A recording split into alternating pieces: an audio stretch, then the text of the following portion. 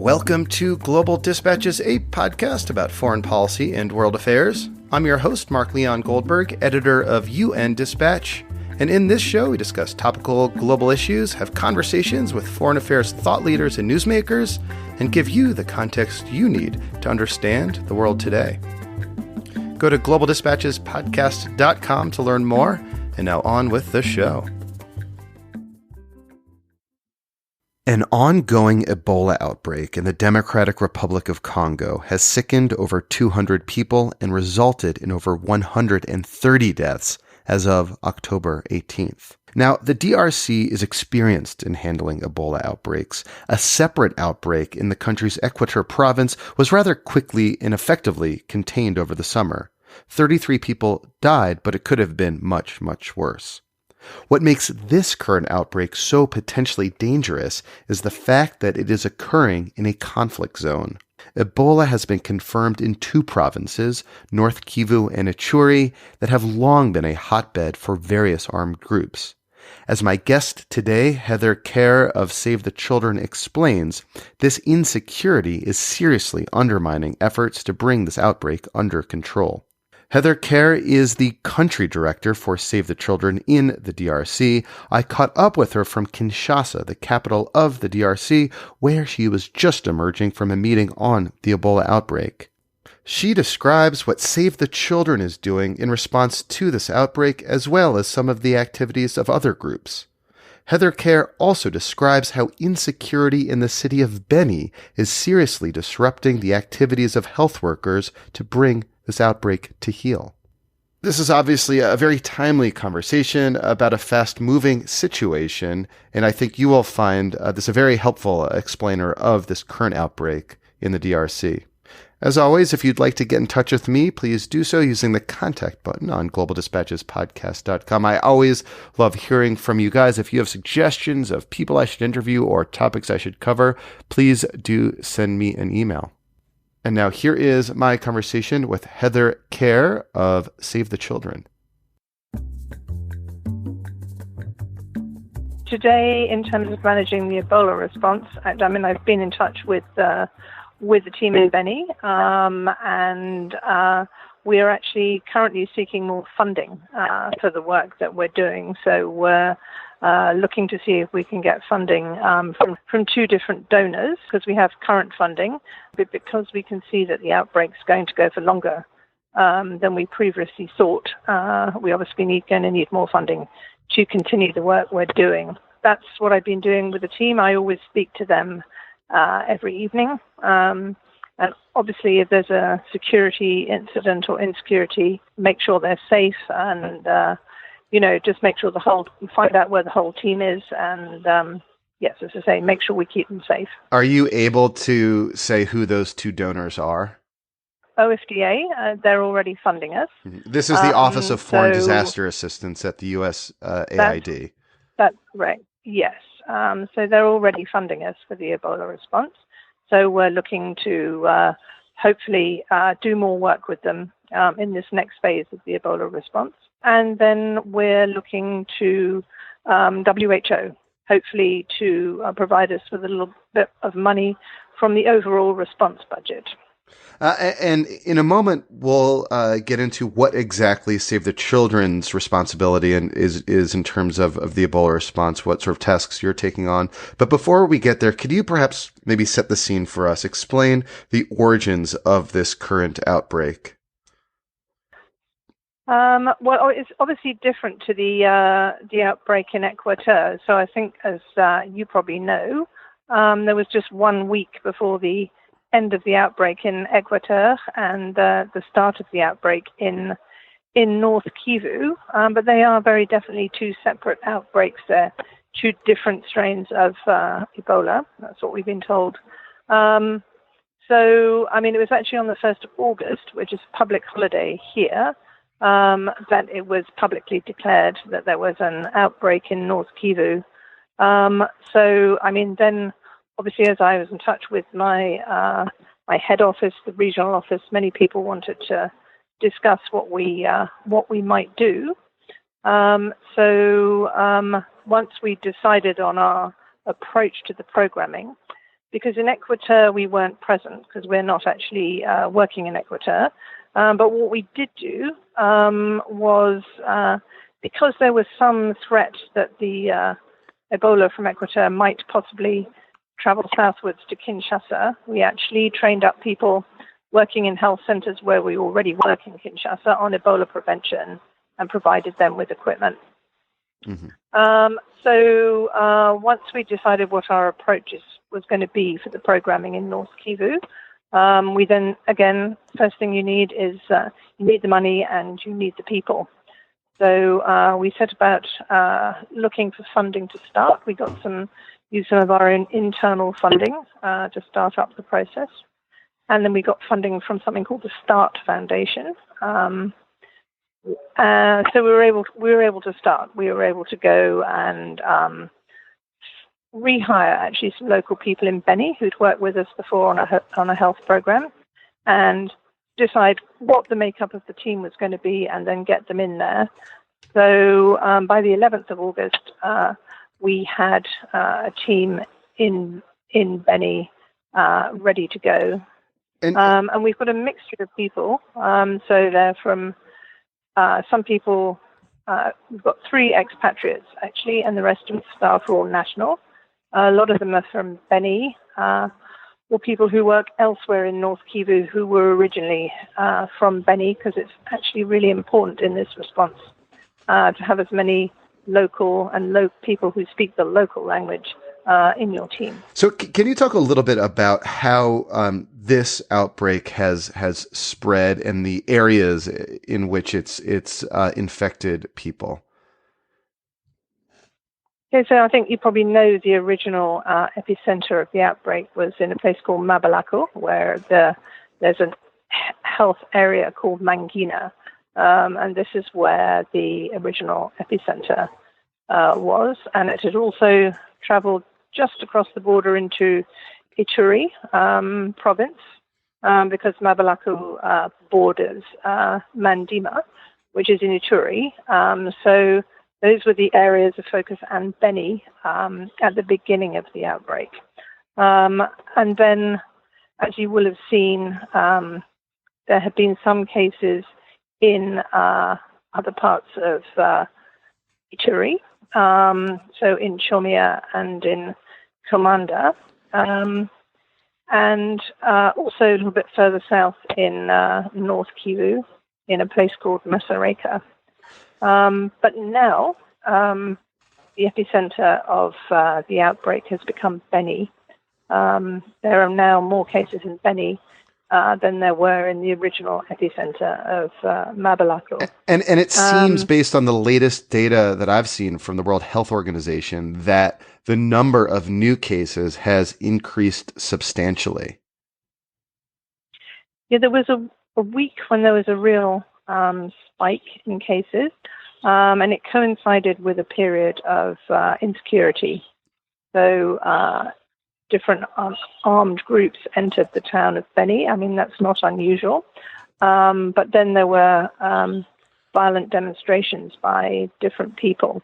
Even people came from Butembo, where there are also Ebola cases. So it made it very difficult for any of the organizations to go out and work, especially in Beni town. I mean, we've got over 300 community health workers, and they don't work in the town, they work outside.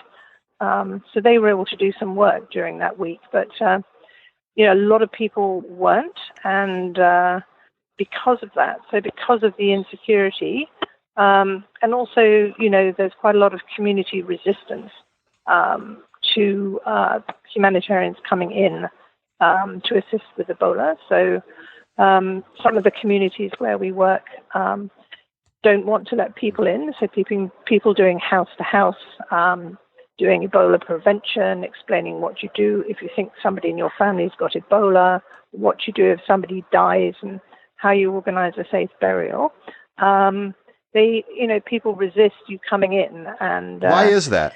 So I think I think we have to absolutely target the right people. So we must target influential people to pass messages, and we need to really decide who they are in the community. So whether they're the chef coutumier or the head of the quartier, groups of young people. Young people are really quite influential here, groups of women, religious leaders. But we need to make sure that we get these people to pass on the messages. And I also, Beni has a long history of, being attacked. A few thousand people have been killed in Beni in the last few years, and most of those are civilians. This is just my personal opinion, but I think Beni might feel, sort of a little bit abandoned, because this violence has been going on for so long and nothing's been done about it. So it seems. So I think.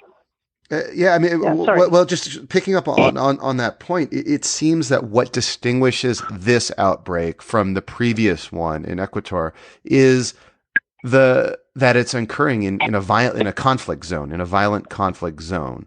And I have to imagine that this sort of combination of a highly infectious disease occurring in an active war zone is something that really an organization like Save the Children is probably only rarely encountered, if ever. Well, that's one of the reasons why it's harder to curtail. So it is exactly what you don't want to happen. You don't want Ebola to happen in an area like Beni, and not only is it a conflict zone, but it's a zone of high population movement. So because of the conflict, you get the population being displaced. And then it's obviously close to the Uganda border.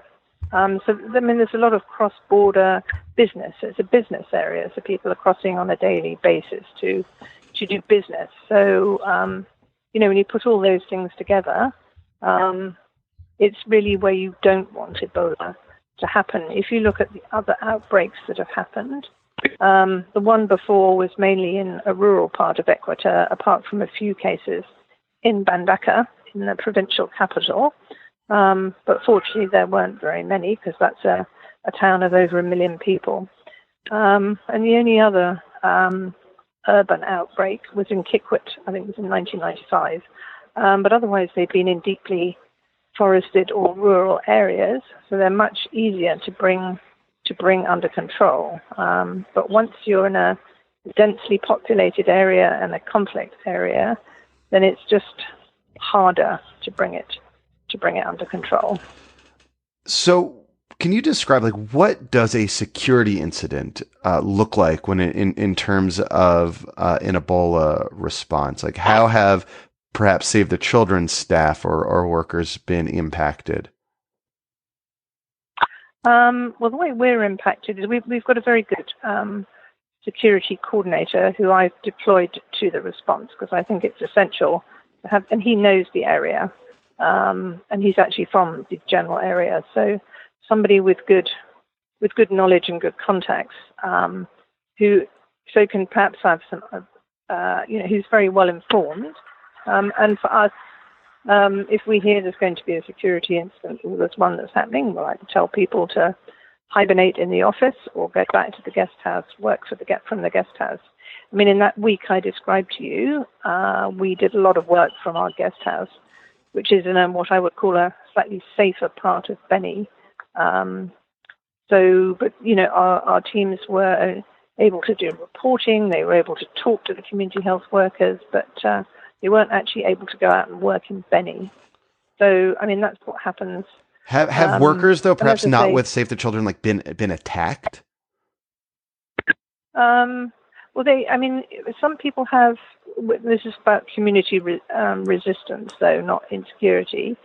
People have had stones thrown at their cars, but I haven't heard of anybody actually being caught up in the incident, because there's quite good information that's shared, so people know that they should stay at home or stay in their office. So, but that itself is probably what's impacting the response, that they're staying at home or in the office and they're not out, doing the contact tracing that's required. That's what I mean. Mm-hmm. Yeah, and that's why you've seen the decrease in contact tracing. It stemmed from that week, and then if you lose a week of contact tracing, then it's hard to track down the people again to do the whole ring of contacts and do the vaccination. Because it seems that the vaccination has been pretty successful. As you know, it's actually not licensed in DRC, but it's been approved for use here. So that seems to be working, and some of the treatments that they're using in the Ebola treatment centers. I think the last numbers I saw was something like 57 people have been cured. So there's some hope there, and then if the survivors are willing, sometimes organizations use them to go back into their communities and say, look, I went to the Ebola treatment center and I came out and I'm cured. Because I think there's some people, some community members think that if they go to an Ebola treatment center, they may not come back again. And their families think that. So it seems that the DRC and organizations like yours and the World Health Organization and other partners have gotten, pretty good at containing an Ebola outbreak, even in like a very complex and rural situation like the previous outbreak that ended this summer. But again, what distinguishes this outbreak is that it's just happening in like a conflict zone. So, for example, how is the conflict impacting some of the day-to-day work, like the ring vaccination strategy that was so effective in stemming the last outbreak? Like, have you heard stories of sort of vaccination teams unable to reach places where they needed to go? Well, I think in that particular week, I just think they weren't able to go out and do the vaccinating. So, they were confined to their guest house or offices. I think it just wasn't possible. But we're not part of the vaccinating team, so I can't speak to that. So I suppose the real challenge then is in an incident like that recurring, in which sort of armed groups again sort of come into town, and again there are these kinds of demonstrations and insecurity in the city of Beni. That's correct. There will be more, but these sort of followed one day after another. So, if you get one incident, then you get a few days when nothing happens. That's a fairly regular pattern in Beni, but it was just a week of really, really bad insecurity. Is there anything else that could obviously happen again? Is there anything else that like the international community can do? Perhaps, I know, there's a large peacekeeping contingent in the DRC. Do they have a presence in Beni at all? They are in Beni, and they help with the UN organizations with their logistics.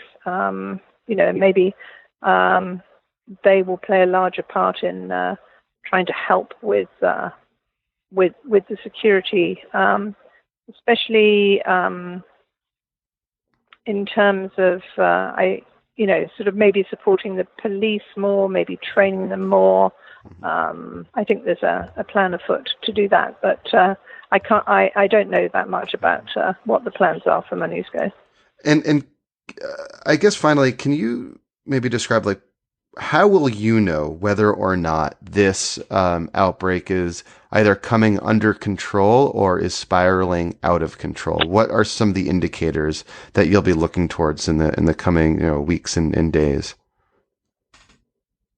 We'll be looking at the number of cases per day.